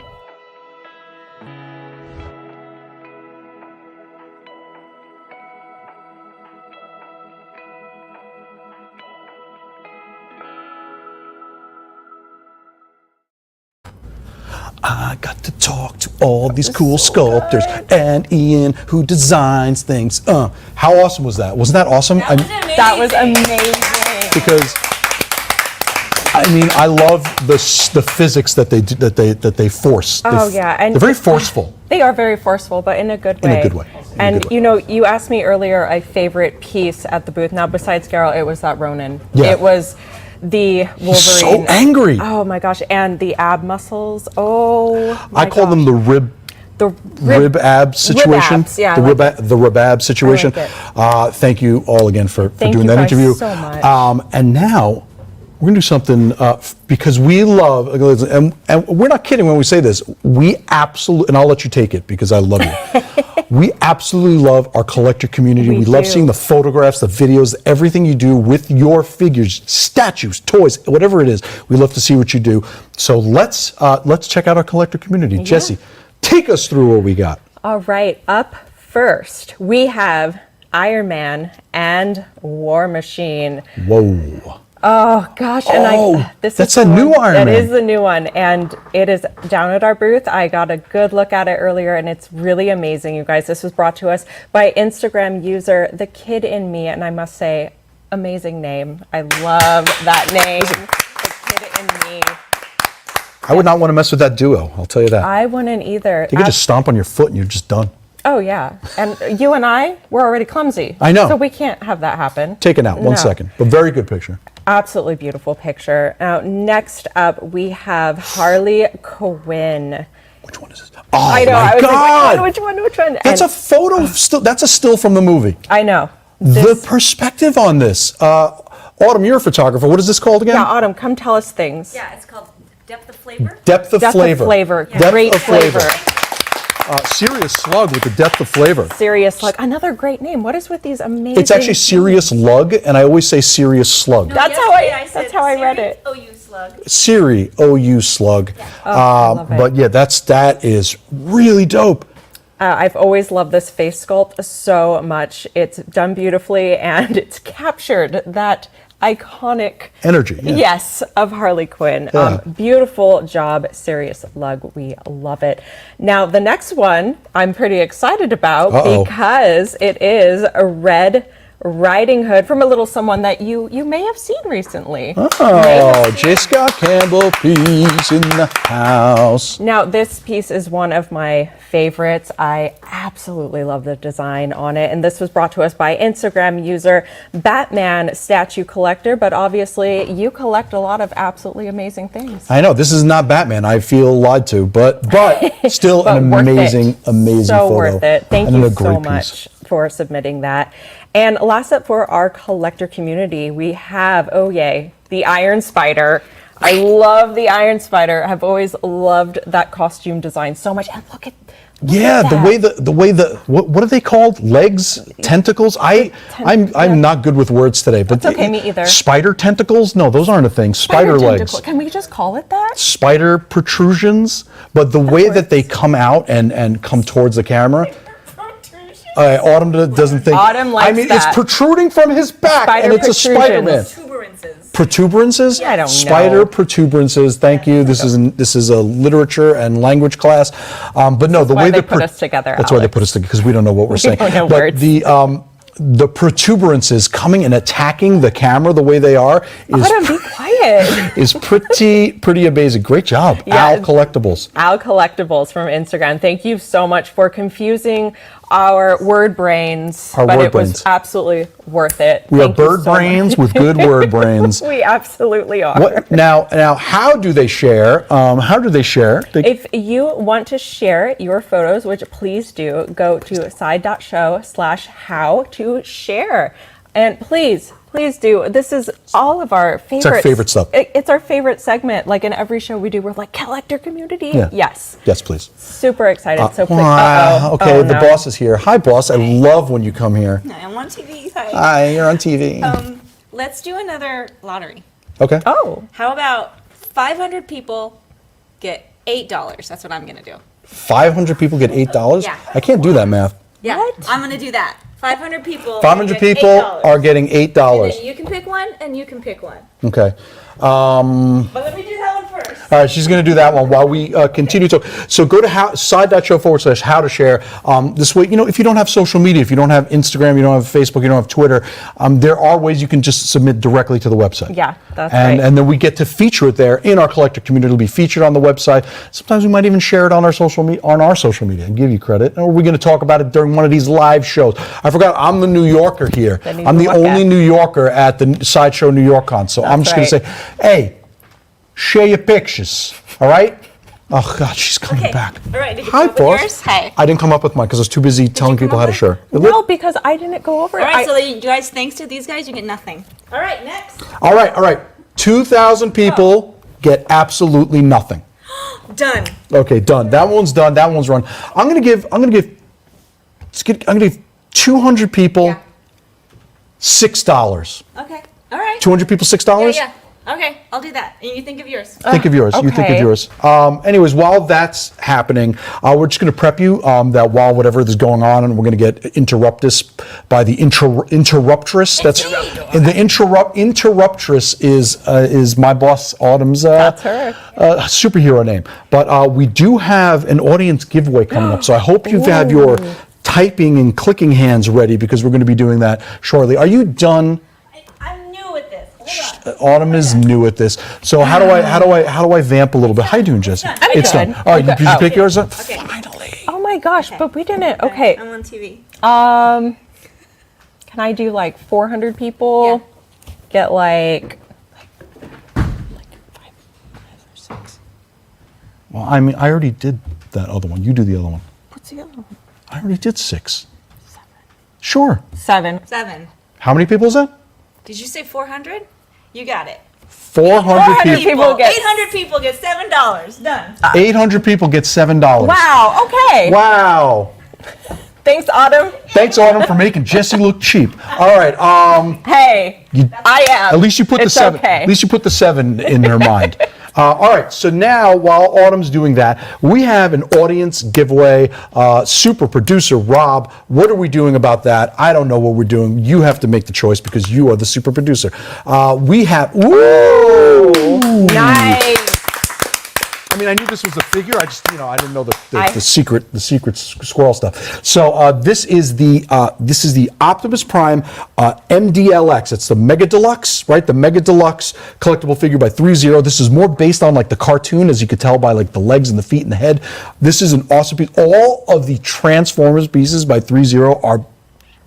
I'm trying not to swear on camera. Very cool. Very awesome. Cool, but imagine I said it while I was on the streets of New York watching someone doing a really bad parking job. Oh, I like that. Yeah. That's a good way of putting it. That's the expression. That's the type of cool this is. Love it. Anyways, what we're going to do is you're going to do now hashtag Prime space I agree. That's going to be your comment, and that's going to enter you in. What you're agreeing to is the terms and conditions at side.show/contest. This is US based giveaway only. Fortunate for that. But yeah, just enter in the comments. Can we bring one up on screen just to show someone that did it right? Going so fast. Yeah. Yeah, bring some. I want to show someone who did it right. All right, so Adrian Corrales. You did it right. You follow instructions. Good for you. All right. So we're just going to get people entered in. Rob is going to decide when something's happening. We got people behind the scenes making things work. Making decisions. We're here. Yeah, they were just having a conversation. We can have our own conversation. We can have our own conversation. So, I mean, if you could fit the Gerald in your backpack, do you think I can fit the Eon Flux in my backpack? Okay. Well, yeah, because she was a little bit. But yeah, I think we can make it happen. Like, I'll help you. Yeah, I'll help you. I mean, I just need a saw and some glue. All right. So Rob, how are we doing on that hashtag Prime I agree as a comment? You, what? Oh, super producer is spinning it behind the scenes. Wheel, spin that wheel, spin that wheel, spin it. Oh,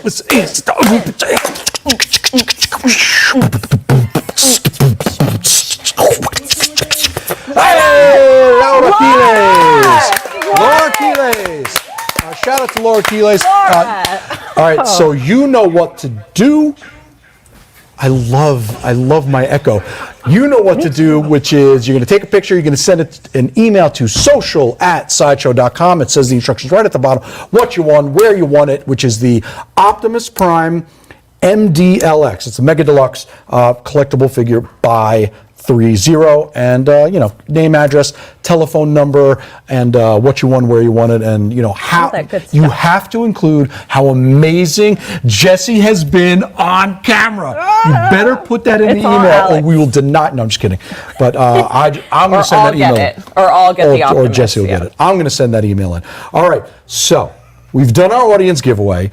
We're going to take a quick look at something pretty freaking awesome. Oh, I said freaking. Frickin'. Yeah. Okay. It's all fine. Pretty freaking awesome. It is the Darth Vader 1/6 scale figure. Is this the one, the Darth Vader 1/6 scale, Rob? I'm getting a thumbs up. The Darth Vader 1/6 scale by Hot Toys. And then we're going to be doing our daily deals. And there are a lot. So get ready, because there are a lot that I'm not allowed to participate in because I work here, and some of these are awesome and I can't take pics. Laura saying, oh my God. So excited. Laura. Oh my God. Or is that Omgong? Definitely Omgong. Omgong. All right, so I now speak Laura Quiles. All right, Rob, let's check out that Darth Vader, because it's pretty sweet.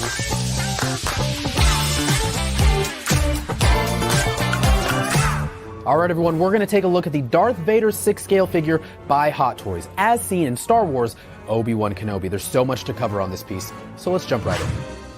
Now, this Darth Vader 6-scale figure is truly unique, starting with this wonderful head sculpt. It's battle damaged. You see remnants of Anakin Skywalker underneath. The eyes, they're just filled with torment. You can see the gashes on not only the helmet, but underneath on his head. This figure, when you get the deluxe version, will come with the traditional Vader helmet and, of course, this battle damaged version. It is a DLX figure, which means it will have those rolling eyeballs, so you can put it in different types of posing. Now, once we start going down to the rest of the figure, we do see some traditional elements of Darth Vader figures, but there are a lot of fun things on this piece that are truly unique to the Obi-Wan Kenobi version. It will have multiple LED functions from the chest all the way to his iconic lightsaber. Now Vader does have tailored elements. It is a mixed media piece. The gloves that he has are like a faux leather, which are the same on his arms and on his pants and right in front of him, right beneath his belt.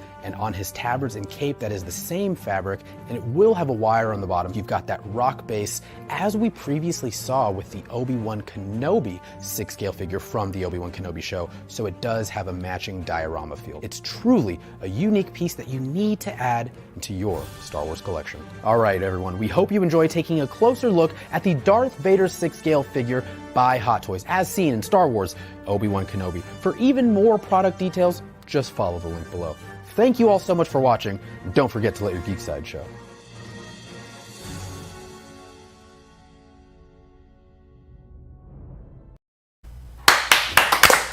You know what I can't wait? I can't wait till I get that Vader, which is going to be, by the way, my first Vader 6-scale figure ever. Well, it's actually going to be my only Vader piece that I own right now, except for like an art print that I have. So I can't wait to get that one, because I'm just going to have him rolling his eyes at Obi-Wan Kenobi the whole time. Like, oh, you're so cool with all your arms and legs that I didn't cut off. It's just rude, you know? That's why I like the individual eyes. You can just roll Just them. roll them. Oh, you're so cool. I love it. Anyways, what were we talking about? Oh, daily deals. Okay, now everyone buckle up, because there are a lot. There are a lot of daily deals, so you're going to want to get involved in this. So pay attention. Jesse, I want you to start us off with the first one, because I would love to. Now, by the way, you don't have to write down the codes. You don't have to write down because when you go to the page for the item, it's going to be there. The daily deals are going to be there, and there's some really, really, really sick deals, bro.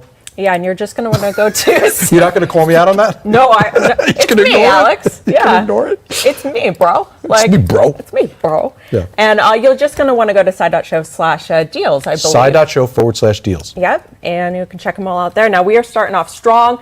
I love this piece. It is the Bishop 1/10 scale statue by Iron Studios. I was so happy to see this character done in such an epic way. 25% off. 25% off. And if you have not started collecting Iron Studios and you are an X-Men fan, I mean, now's the time to start with, 25% off this Bishop. These figures, for being this big, have so much detail. Oh yeah, like Amy and I were talking about that earlier. The amount of detail that goes into these Iron Studio pieces, you wouldn't think you could get that in a 1/10 scale, but you really do. The splintered wood is like my favorite part. Oh, I love splintered wood. I have a bunch of these X-Men, and I'm not even that big of an X-Men collector, but I have a bunch of them because I picked all my favorite ones. And you could pick your favorites, you could just collect them all. Exactly. But yeah, it's fantastic. But yeah, they're good if you have. Again, before we go on to the next one. Iron Studios is also perfect for if you have small space to display statues. Yeah, or if you have too much stuff, like too us. much, like us. Yep. Stop reminding me. All right, so my turn. Ooh, another Iron Studios piece. This is, boom, the Black Widow. This is from Endgame, the Black Widow from Endgame. That's another one with a really great base. And this is also 25% off. So you're going to want to get on that because, forget it. I mean, these are amazing. They are absolutely incredible. Ow, something hit me. Anyway, so next, what else we got? What's up next, Jesse? All right, up next. Oh, this is a good one, guys. This is the Spider-Man Deluxe 1/4 scale statue. It's huge. No, this is. Yeah. Is this no? This is Hot Toys. I'm sorry, the 1/4 scale. Yeah, it's a Hot Toys. Oh my God. 1/4 scale statue. This thing is huge. You get 30% off. 30% off of a quarter scale. 30% off of a quarter scale figure is insane. And there's free US shipping. Yeah, it's quarter scale. It's quarter scale, my gosh. which is heavy. Yeah. And it's 30% off, but you get free US shipping. And I just want to put out there that free US shipping is already an insane deal. It's a huge deal. Anytime you see the word free shipping on top of a deal, that's pretty crazy because of that. All right. Whew. We still got more to go through. All right. I'm ready for this one. Another. Oh, no. This is the Cyclops fine art statue. This is by Kotobukiya. 30% off. 30% off. 30% off. This is, okay, so Kotobukiya is another company that does absolutely outstanding work on their statues. And especially if you're a 90s X-Men fan, which, by the way, this has been a really X-Men kind of day. It has been a very X-Men. It's a very mutated sort of day. I feel mutated. But yeah, this is an insane deal. All right, next. All right, next up we have the Falcon collectible figure by Bandai. Look at him. Now, these are very articulated. They're super articulated. Super articulated, so all kinds of posing options and capabilities. 35% off, so we are going up. We're going up. We are going up. We're going up. So if you have, I mean, these That's a are word. great figures. Yeah, these are fun if you want. Listen, if you don't, and this is not 6 scale, right? This is a small scale. So again, I love things that are highly detailed and save you space in your shelves. Absolutely. Next, we got our first art print, and this is the Demon Days. Bringing it back to Psylocke. This is the Demon Days Psylocke print, unframed, 35% off. Whoa! This is by Peach Momoko, who is amazing, and free U.S. shipping. Again, when you see the free U.S. shipping, that's one thing. Now 35% off and free U.S. shipping. This is a dope print. I've seen it in person. It is a dope print. You want it on your wall. Oh my gosh. I just saw what's next. Yep. Take this. So this is the Venom statue. Oh my, and is this by, who is this by? Is this a... This is the Sentinel Studios one. Yes. Sorry, I'm trying to look at the picture. I have the picture here, and I'm trying to look at the monitor. And oh gosh, it's so detailed. What I always say about Venom, if you haven't heard me say things about Venom, is disgusting and perfect. Oh, that's beautiful. That's what I love about Venom. That should be a tattoo. Yeah. Oh, I love it. Disgusting and awesome. So 35% off on this disgusting and awesome piece. Disgusting awesome. Disgustingly awesome. All right, here we go. Back now to 1/10 scale. Back to Kotobukiya. Boom. The Loki 1/10 scale. Favorite one. This is one of the best Loki statues out there, because this is that comic view when he was young and he had his cool horn things on and his outfit.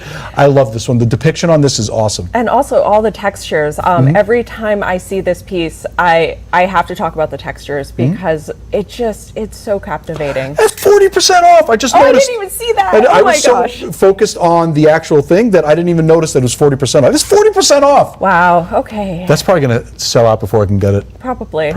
Yeah. That happens to me. So yeah, that one's 40% off. Kotobukiya nailed it again. All right. Ooh. Take this one. I have this one, and I love this next one. Oh my gosh. Okay. So the next one is a Black Panther collectible toy by Unruly. I love this guy. More free U.S. shipping, 40% off plus free U.S. shipping for this guy. 40% off. And this is a Kano piece, and Kano is such a good dude and such a great artist, and I'm actually missing him because he's out on the East Coast today. But this figure is awesome. How big is he? He's about that big. Can anyone see how big that is? Because no one can see because I'm actually hiding it behind There we go. He's about as big as my dumb head. Anyway. But yeah, this is a great piece, and of course, did you see the newest Wakanda Forever trailer? Yes. It hits so hard. It does. It hits so hard. It hits very, All right. Ooh. By the way, I'm upset because I don't have this, but I think Rob does. This is the Captain America Cos Rider. Yeah, this is the one you have, right, Rob? Yeah, Rob bought the last one right in front of me, that was there that day. And it's 40% off, free U.S. shipping. And this is one of the ones you plug in and you put like a little fake quarter in or a real quarter, and he plays the music. It's so much fun. These things are super cute, and they belong in your desk or on your shelf. But these are great desk accessories. Absolutely. And 40% off for free U.S. shipping. Where you go wrong? You can't. And I just saw this next art print. The art print. Gosh, Hit how it. appropriate. This is fantastic. So next up we have the Gwen Stacy #1 Summer Unframed. And this J. Scott Campbell. Of course, J. Scott Campbell. Thank you so much again for being here and all of the amazing work that you do, from statues to comics to art prints.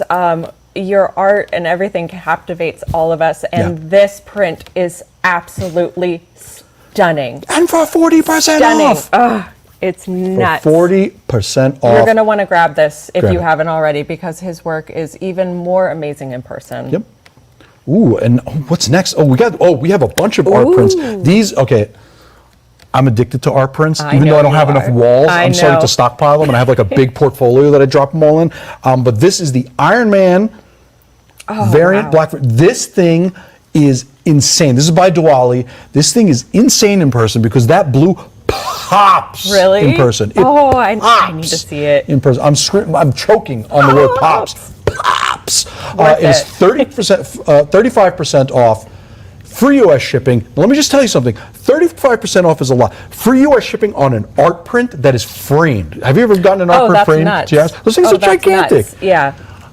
Free U.S. shipping, 35% off. Diwali, the blue pops. We'll lose our voices over this one. I know, right? Next, ooh. This is a twofer almost. It's like a back-to-back. It is. Take It both is. of them. Okay, so first up, it's the Captain America Winter in America white frame. Of course, by Alex Ross, who is a personal favorite of mine. I've always loved his work so much. 40% off with free U.S. shipping for one of his pieces of art is insane. It's just nuts. And Jesse, before you go on to it, look at the Michael Jackson thing in the background. All right. Yeah. Oh yeah. Pop. I love that thing. Love it. We gotta look. That's the regular pop. Random noises. Yep. That's going to be on my request during the All Request tour tomorrow. I'm going to be like, can you just talk to that thing and keep making it do its thing? love it. Anyways, back to you, Jesse. Sorry. No, amazing piece. And what is even more amazing is the next one that Alex is going to introduce may go with this one. I believe. Or listen, you want to choose. Sometimes people like a white frame. Some people, depends on your walls. I mean, this is 40% off with free U.S. shipping, and so is the black frame. So you have your choice between the white frame and the black frame. Both of them are framed. Again, framed, shipped. Free is nuts, but of course 40% off. I mean, the New Yorker comes out of me when I'm really yelling. It's nuts! I can't even believe it. I'm turning into George Costanza. But anyways, that is again a beautiful piece by Alex Ross. 40% off, free shipping. All right, take us home.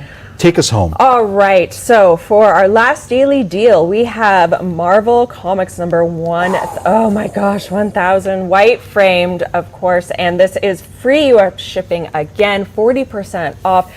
I'm getting a little tongue-tied just because this piece is so beautiful. This print is gorgeous. It's just like, you know what the best thing about it is? It's like, it's what we all felt the first time. Yeah, the first time we started reading comics as a kid. Absolutely. That is what that art print represents. It's like you open the book and the heroes come to life in front of you. You feel it. Like you feel that print because that is like all of us. I mean, and you don't know who's opening the comic. Like it could be anyone. It could be any of us opening that comic. So it's all of our perspectives opening that comic. It's beautiful. It's a great print. But yeah, those are our daily deals. We have some amazing ones today. A lot of awesome daily deals. And then, of course, let's, you know what, Rob? That's pretty much wrapping up the show. But before we go, let's talk about tomorrow's schedule. Can we bring that up? All right, so we are starting the day off. 9 a.m. we have a flash giveaway on the Sideshow Fine Art, Twitter. I can't wait to see what that is. I'm not allowed to participate in giveaways, so I cry when I don't get what I want. At 10 a.m., we have the booth tour right back here on YouTube. Now remember, this is the all request booth tour. It's going to have the same stuff from today, but we're going to get a much deeper dive based on what you want to see. Like I said, mine's probably going to be that Michael Jackson. I'm just going to talk to it. You're just going to yell at it all day. And then, of course, at 12 p.m., all of this is in Pacific time, just so you're aware. 12 p.m., we have a flash giveaway on the Sideshow Instagram at Sideshow. 2 p.m., we are back here for our desk show, having fun. I don't know what's in store for me. I'm sure there's going to be some fun interviews. Bernie's coming? Oh my gosh. I get to talk to Bernie about the Dark Knight statue. We get to talk about the Dark Knight statue. Okay. All right. I'm getting verklempt. All right. Then at 4 p.m., 4 p.m. we have a panel discussion about digital collectibles. It's what is an NFT right here on YouTube at 4 p.m. Pacific. And then, oh my goodness, in New York, where, you know, of course, as the New Yorker, I feel like they're keeping me away from all the cool stuff. They flew me out to California so that I couldn't go to this party and annoy everybody. There's going to be an in-person party in New York that is 7:30 p.m. Eastern, 4:30 p.m. Pacific. Go to side.show/NYCC party. Hopefully you get to go, and hopefully you take pictures. Tag us in some of your pictures. We want to see what you got if you get anything, because there's going to be some giveaways. I don't even know who's going to be there. Since I'm not there. Like who else? I know, who else is there? Who else is there? I mean, seriously, I'm totally a narcissist. And then, of course, at 5 p.m. Which is also today at 5 p.m. I want to remind you all that today at 5 p.m. there also a wrap-up, but the daily wrap-up is again tomorrow at 5 p.m. Side.show/geek group. Join it today. Go to today's wrap up. Go to tomorrow's wrap up. I don't know what's happening there. It's madness. Cats and dogs living together. Register. I got to go through a couple of things. Make sure you are registered at side.show/NYCon. That's right. Because if you don't do that, you're missing out on rewards. You're missing out on so rewards, like random rewards opportunities. You're missing out on the $10 rewards that gets put right into your account. You're missing out on the giveaways that are exclusive, and who knows what else is in there. I don't know, because I don't get any of the cool stuff that all of you out there get. I just work here. I know. Which I know, love. Alex. High five, Alan. There you go. All right, so that's it. That wraps it up. We did it. Yeah. Day one. What's up, Alan? Well, it's here for Jesse today. Yeah! Did Jesse not kill it today? Focus on. Put the camera on Jesse. Put this camera on Jesse. There everyone I am. just look at him. You're great. Thanks, Alex. Thank you, great everybody. first day. We had a great time. Thank you all for watching. Like I said, join that 5 p.m. wrap up. Are you going to be at the 5 p.m. wrap up? I have no idea, I but have maybe. no idea, but we'll probably get strong-armed into doing it. Thank you all for watching. Day's not over yet. Day is not That's over. right. Day is not over. It is not over by any Never means. ends. We love you. Welcome to New York Con. And as always, Don't forget to let your geek side show. Yeah. Thank you, everybody.